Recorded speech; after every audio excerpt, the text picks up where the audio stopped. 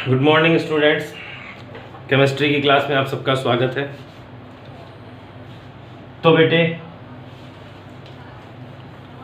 हम रासायनिक बलगतिकी पढ़ रहे थे और उसी में हमने औसत वेग पढ़ा था। अब उससे आगे की बात करते हैं। दूसरा आता है तात्क्षणिक वेग। मैंने आपको बताया था कि औसत वेग जो है अभिक्रिया का वास्तविक वेग नहीं होता। वास्तविक वेग जो है उसकी जानकारी हमें तात्क्षणिक वेग से प्राप्त होती है। तात्क्षणिक वेग क्या होता है? अत्यंत सूक्ष्म समय अंतराल, लगभग जीरो होगा वो समय, लेकिन चूंकि समय रुकता नहीं है तो वो बहुत छोटा होगा।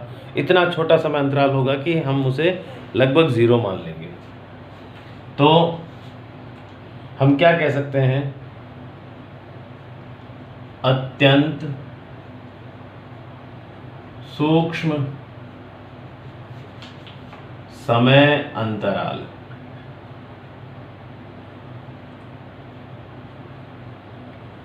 और ये जो समय अंतराल है इसको मैं dt से रिप्रेजेंट करूं अगर, तो ये लगभग क्या है? जीरो है। बहुत छोटा समय अंतराल। तो इस समय अंतराल में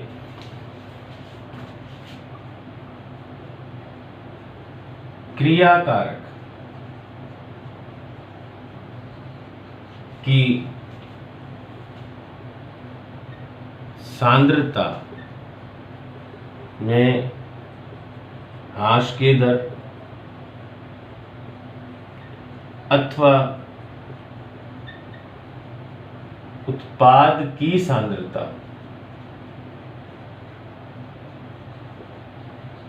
में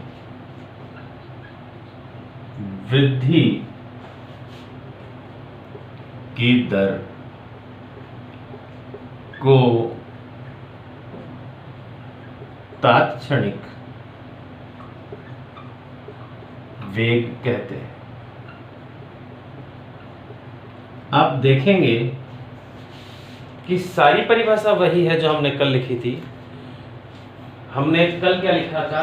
एक निश्चित समय अंतराल, एक छोटा सा टाइम लूप था और उसके अंदर हमने बात की थी। और यहां हमने बात की लगभग जीरो समय पर, है ना? अत्यंत सूक्ष्म समय अंतराल जिसमें मैं लगभग उसको क्या मान लूं? जीरो मान लूं।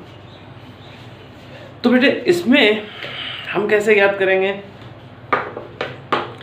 आप कर्व प्लॉट करो। इस हिसाब से तात्क्षणिक वेग के लिए जो फॉर्मूला बनेगा वो क्या बनेगा? तात्क्षणिक वेग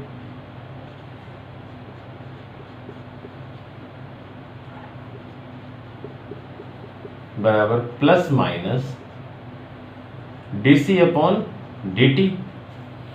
अब ये dc अपॉन dt जो है ये तो बेटा एक कॉमन फॉर्मूला हो गया। अगर मैं इसी को रिएक्टेंट और प्रोडक्ट के पॉइंट ऑफ व्यू से डिस्क्राइब करूं, जैसे हमने कल लिखा था,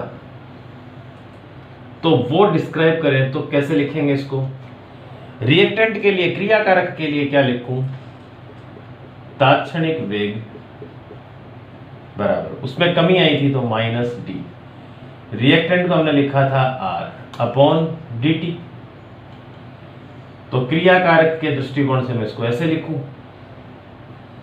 और उत्पाद के दृष्टिकोण से इसको क्या लिखूं? तात्क्षणिक वेग बराबर प्लस, क्योंकि उत्पाद में वृद्धि हुई थी और हमने प्रोडक्ट को P से लिखा था तो dP अपॉन dt। रिएक्टेंट और प्रोडक्ट के रूप में हम इस फैक्टर को ऐसे लिखेंगे। अब आप देखिए ये फैक्टर कैसे कैलकुलेट होगा। अब आप ये तो समझ ही गए बेटा, कर्व में खाली क्रियाकारक और उत्पाद में साइन का फर्क आता है, रिजल्ट का फर्क नहीं आता। तो मैं क्रियाकारक की सांद्रता से इसको एक्सप्लेन कर देता हूं। यहां क्रियाकारक या अभिकारक, कुछ भी बोल सकते हैं आप, की सांद्रता जो नीचे से ऊपर की तरफ जाने पर बढ़ेगी। और यहां ले लिया आपने समय, अब आप यहां पर लगभग स्थिर समय की बात कर रहे हो, लेकिन बेटा जैसे मान लो वही बात है कि कोई बस 7 बजे चल के 8 बजे किसी डेस्टिनेशन पे पहुंचती है, 7:15 पे किसी सवारी ने ड्राइवर से बस की स्पीड पूछी, ड्राइवर ने देखी और बताया, तो इतनी देर न तो बस रुकी और न समय रुका, तो समय बहुत छोटा सा गुजरा। और जब बहुत छोटा सा समय गुजरेगा तब सांद्रता में भी परिवर्तन होगा, लेकिन वो परिवर्तन बहुत थोड़ा सा होगा। तो ये वास्तव में एक कांस्टेंट टाइम ना होकर एक बहुत छोटा समय अंतराल है, और इस समय अंतराल को हम कहते हैं dt। और इस समय अंतराल में सांद्रता में भी एक सूक्ष्म परिवर्तन होगा। ये बिंदु ले लेता हूं मैं यहाँ, ये बिंदु A हो गया। सांद्रता में भी सूक्ष्म परिवर्तन होगा, सांद्रता कांस्टेंट नहीं होगी, यहाँ सांद्रता में एक बहुत छोटा परिवर्तन होगा, और वो छोटा परिवर्तन क्या होगा, dc। अब यहाँ इस सूक्ष्म परिवर्तन को जब हम टैली करें तो कैसे करें? एक बिंदु पर इतना छोटा परिवर्तन ज्ञात करने के लिए हम क्या कर देंगे कि स्पर्श रेखा खींच देंगे, और इस स्पर्श रेखा की जो ढाल है वो हमारी मदद करेगी कैलकुलेशन में। कैसे बेटा? देखिए, इसको इधर आगे बढ़ा दो, इसको इधर बढ़ा दो, एक समकोण त्रिभुज बन गया। समकोण त्रिभुज बन गया तो tan थीटा के बारे में अगर मैं बात करूं तो वो क्या होता है, लंब बटा आधार, यही होता है। यहां जो सूक्ष्म परिवर्तन हुआ है ये लंब के ऊपर है, तो ये लंब के ऊपर है तो ये हो गया आपका डीसी, और ये आधार के ऊपर ये हो गया dt। इस सरल रेखा को खींचकर हम ज्ञात कर सकते हैं, और इस सरल रेखा पे आप कोई भी 2 बिंदु ले लो अपनी मर्जी से। इस सरल रेखा पे क्या ले लो, कोई भी 2 बिंदु ले लो, और उन बिंदुओं, जैसे मान लो मैंने ये सरल रेखा खींच ली, और इस सरल रेखा पर एक बिंदु ले लिया ये, और एक बिंदु ले लिया ये। अब आप इस बिंदु को A मान लो, और इस बिंदु को क्या मान लो, B। तो बेटे यहां आप इसको मिला दो, और यहां आप इसको मिला दो, ठीक है।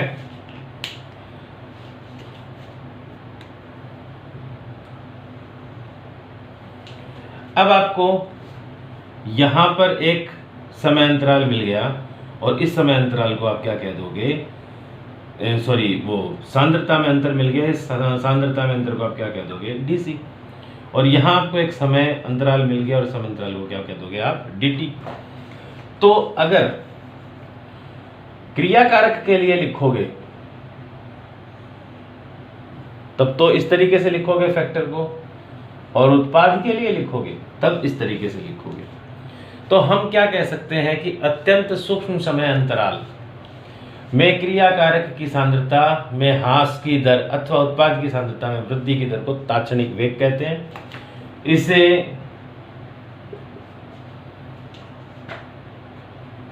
किसी बिंदु, कौन सा बिंदु, सांद्रता में परिवर्तन कर पर स्पर्श रेखा खींचकर ज्ञात किया जाता है।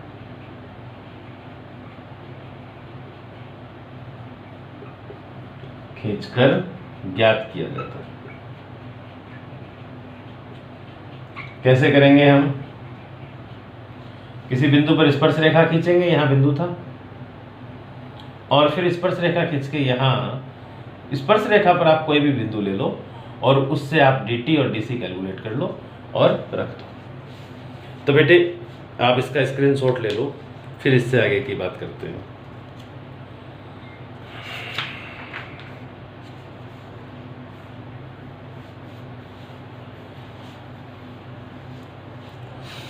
देखो, अब मैं अलग अलग रिएक्शंस के लिए आपको तात्क्षणिक वेग के फैक्टर बताता हूं। कि मान लो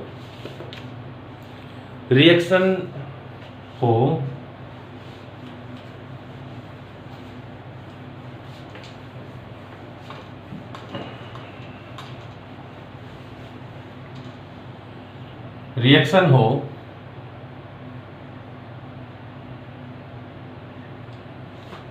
ए प्लस बी और इनसे बनने वाला उत्पाद हो सी प्लस डी।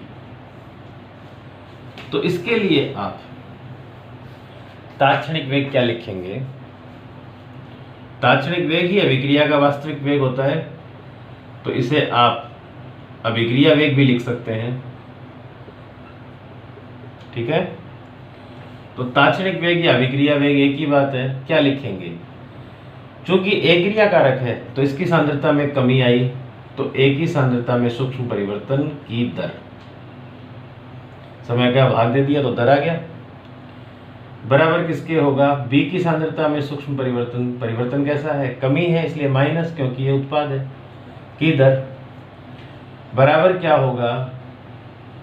उत्पाद सी की सांद्रता में सूक्ष्म परिवर्तन की दर, और बराबर किसके होगा? उत्पाद डी की सांद्रता में सूक्ष्म परिवर्तन की दर। ये अभिक्रिया वेग या तात्क्षणिक वेग हो गया। किस अभिक्रिया के लिए? ए प्लस बी से प्रोडक्ट बन रहा है सी प्लस डी। मान लो रिएक्शन ये होती,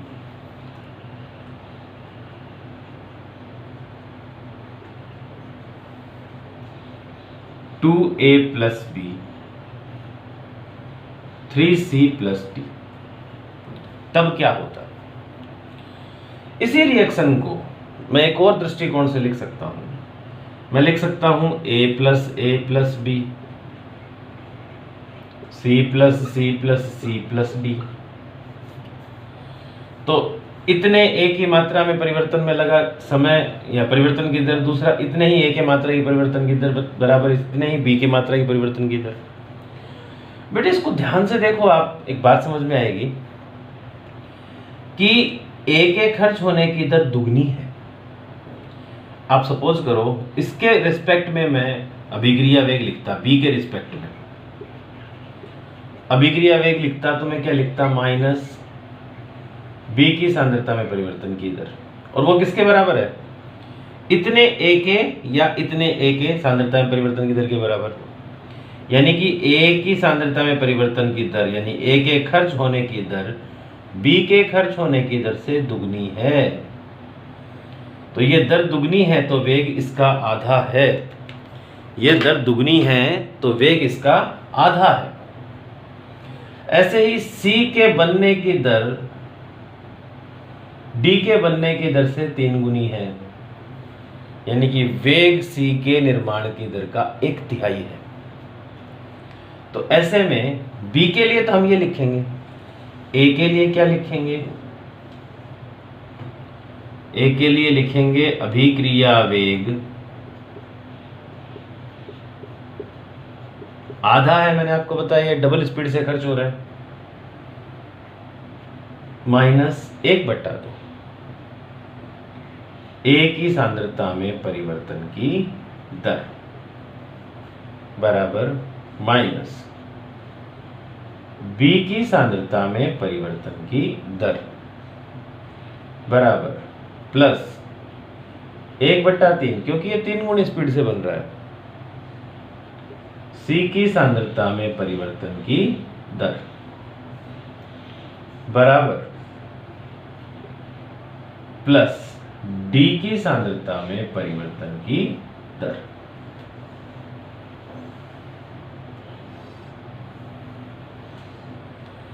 तो आप यहां ध्यान से देखोगे तो जो मोलों की संख्या है उसका हमने भाग दे दिया। यहां पे मैं 1/1 लिख देता और डी के लिए भी 1/1 लिख देता, कोई दिक्कत थोड़ी थी। तो जो क्रियाकारक के और उत्पाद के मोलों की संख्या है उसका हमने क्या कर दिया? भाग दे दिया। तो ऐसे में मान लो एक कॉमन इक्वेशन लिखने की बात की जाए, एक कॉमन इक्वेशन की बात अगर हम करें तो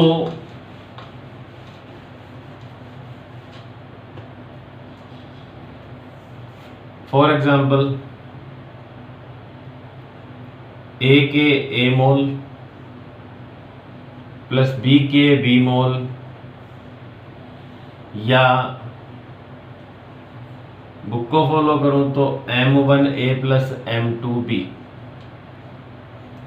ए के M1 मोल और बी के M2 मोल। उत्पाद बनता है N1C प्लस N2D। तो इस रिएक्शन के लिए बेटा आप अभिक्रिया वेग क्या लिखेंगे?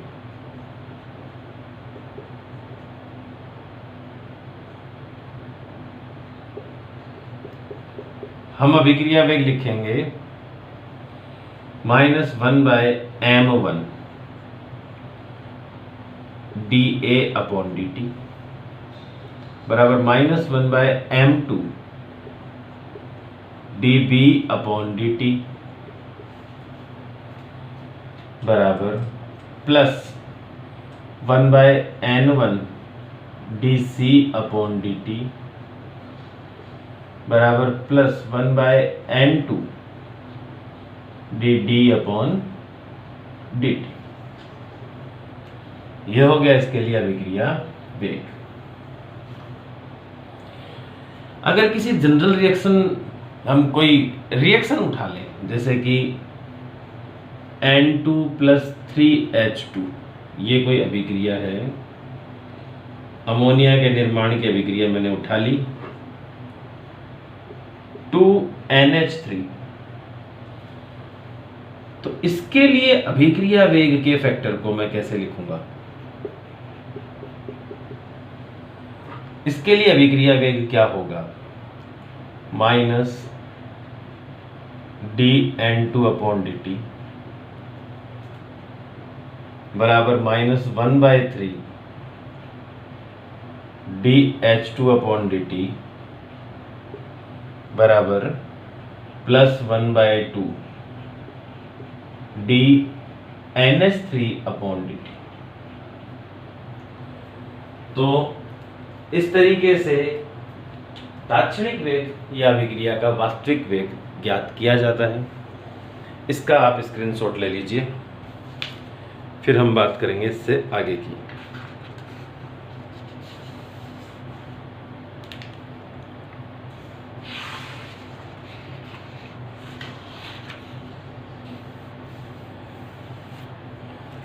देखिए बेटा, एक होता है प्रारंभिक वेग,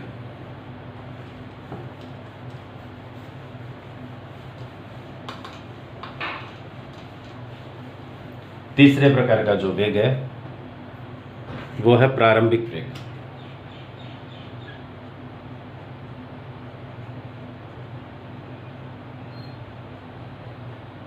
और ये क्या होगा? अभिक्रिया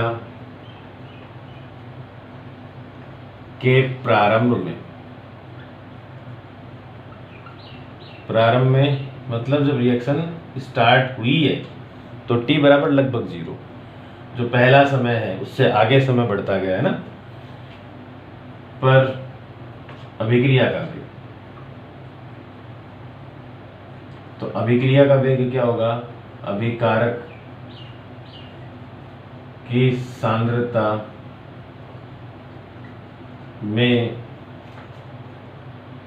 ह्रास की दर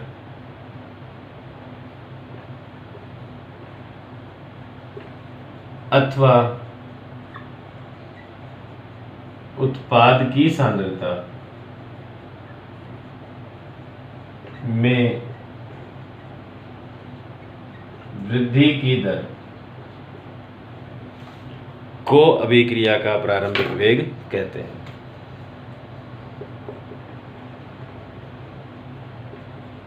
अभिक्रिया का आरंभिक वेग या प्रारंभिक वेग कहते हैं।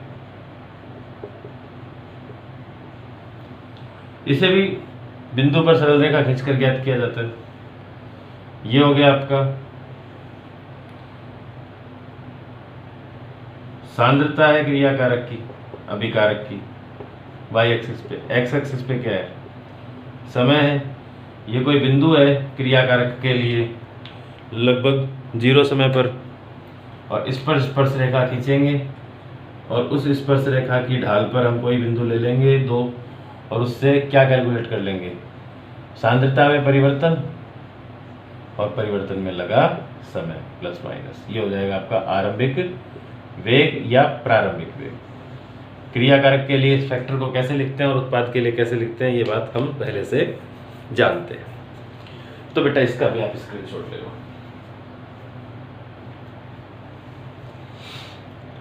तो वेग 3 प्रकार के हो गए। अब देखो,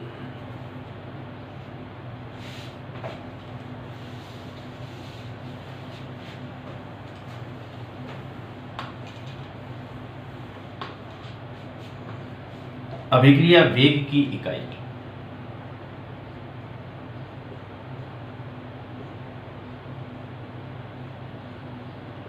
अभिक्रिया वेग की इकाई।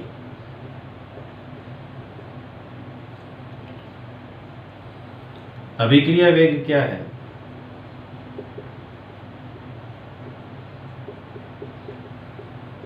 सांद्रता में परिवर्तन, चाहे वो क्रिया कारक की सांद्रता हो चाहे वो उत्पाद की सांद्रता हो, बट्टा परिवर्तन में लगा समय। आपकी जेब में अगर रुपए है और आपने उसमें से कुछ रुपए खर्च कर दिए तो जो बचेंगे वो भी रुपए ही होंगे। आपने समय खर्च कर दिया तो जो बच गया वो भी समय है। आपने सांद्रता खर्च कर दी तो बच गया वो भी सांद्रता है। तो ऊपर सांद्रता है और नीचे क्या है? समय है। तो बेटे अभिक्रिया वेग के लिए ऊपर आ गया सांद्रता और इसमें भाग किसका देना है? समय का।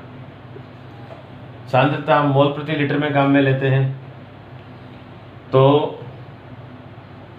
सांद्रता किसमें काम में लेते हैं? मोल प्रति लीटर में।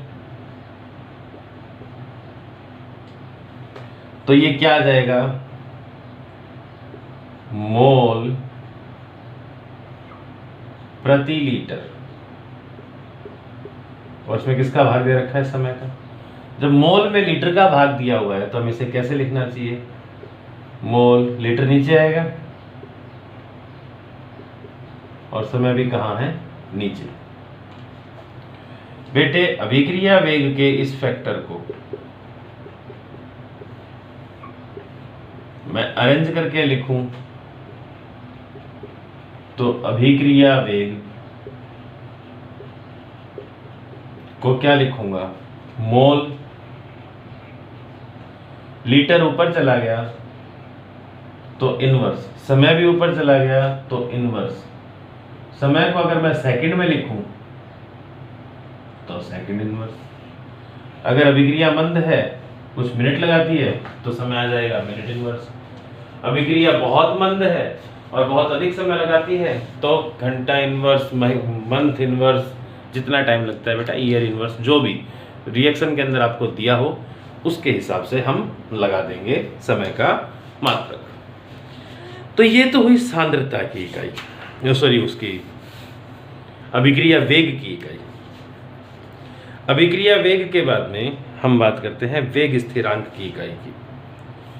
तो वेग स्थिरांक की इकाई के लिए हमें वेग व्यंजक की बात करनी पड़ेगी।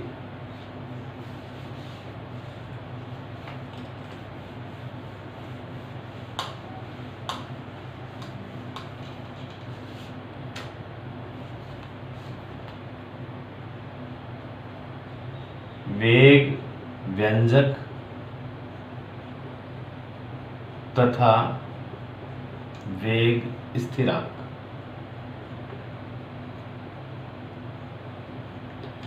हमने जो कुछ 11th क्लास में पढ़ा उसकी इंफॉर्मेशन अपने यहाँ पे काम में आएगी। देखिए, मान लो कोई रिएक्शन है कि क्रिया कारक ए के ए मोल और क्रिया कारक बी के बी मोल ने परस्पर क्रिया की, दो उत्पाद बने, सी के सी मोल बने और उत्पाद डी के डी मोल बने। इस क्रिया के लिए आपने पढ़ा था कि जो अभिक्रिया का वेग होता है वो क्रिया कारक की सांद्रता के समानुपाती होता है। तो मैं यहाँ क्या कह सकता हूं? अभिक्रिया वेग समानुपाती है क्रिया कारक ए की सांद्रता की घात ए के और बी की सांद्रता की घात बी के। ये आपने पढ़ा हुआ है। अब जो अभिक्रिया का वेग है इसे मैं क्या लिख सकता हूं, क्रिया कारक के लिए d reactant R upon d t समानुपाती किसके है,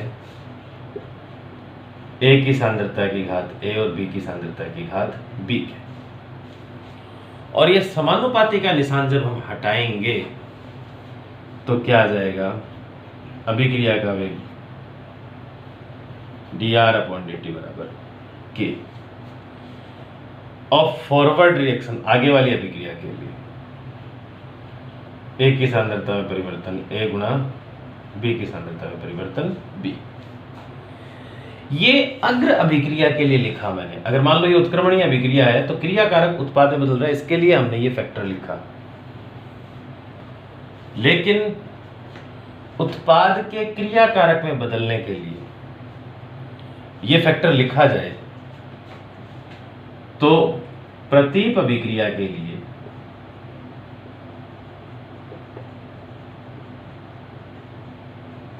मैं क्या लिखूंगा, अभिक्रिया वेग। ये तो हमने किसके लिए लिखा, अग्र अभिक्रिया। और अग्र अभिक्रिया के क्या होती है, क्रिया कारक का उत्पाद में बदलना। अभिक्रिया वेग क्या आ जाएगा, प्रतीप अभिक्रिया के लिए। अब प्रतीप अभिक्रिया के लिए तो ये क्रिया कारक है, ये उत्पाद है, उल्टी चलेगी उस क्रिया के लिए। तो वहां हम क्या लिखेंगे, समानुपाती C की सांद्रता की घात C गुना D की सांद्रता की घात D। इसको वहां क्या लिखूंगा, dP अपॉन dt, पॉजिटिव होगा उत्पाद के लिए। समानुपाती C की सांद्रता की घात C गुना D की सांद्रता की घात D। और समानुपाती का निशान हटाओगे तो क्या आ जाएगा, dP अपॉन dt बराबर K of backward reaction into C की सांद्रता की घात C गुना D की सांद्रता की घात D। ये आपका पढ़ा हुआ भी है 11th क्लास में। जब साम्य की स्थिति आती है तो अग्र अभिक्रिया का वेग और प्रतीप अभिक्रिया का वेग बराबर होता है। तो रेट ऑफ फॉरवर्ड रिएक्शन ये है, ये बराबर होगा किसके, रेट ऑफ बैकवर्ड रिएक्शन इसके। समीकरण 1 और समीकरण 2 साम्य की स्थिति पर बराबर होंगी। इसका आप स्क्रीनशॉट ले लो, फिर इससे आगे की बात करता हूं। तो मैं ये कह सकता हूं, ये कहा जा सकता है कि साम्य पर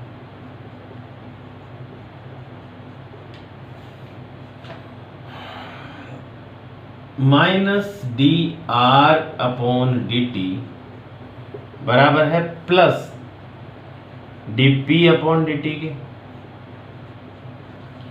इसकी वैल्यू पुट करोगे तो के एफ गुणा ए की सांद्रता की घात ए गुणा बी की सांद्रता की घात बी बराबर के बी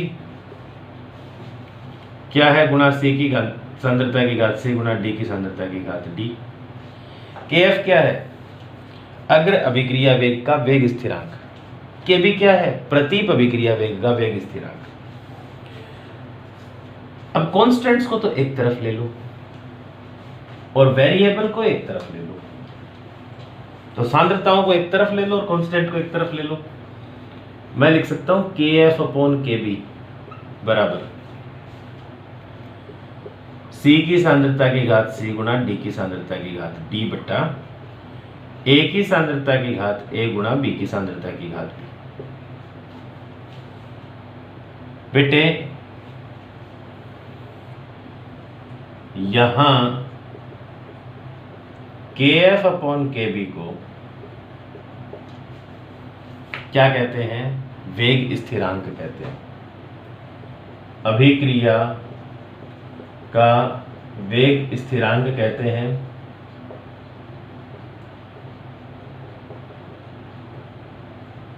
तथा केसी द्वारा दर्शाते हैं।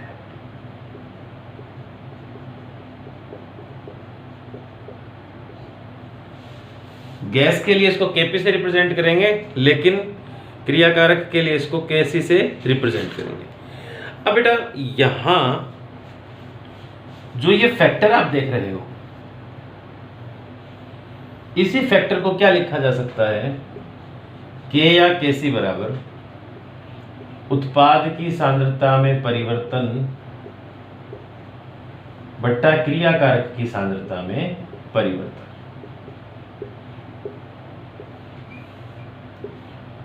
और इसी समीकरण को वेग व्यंजक कहते हैं।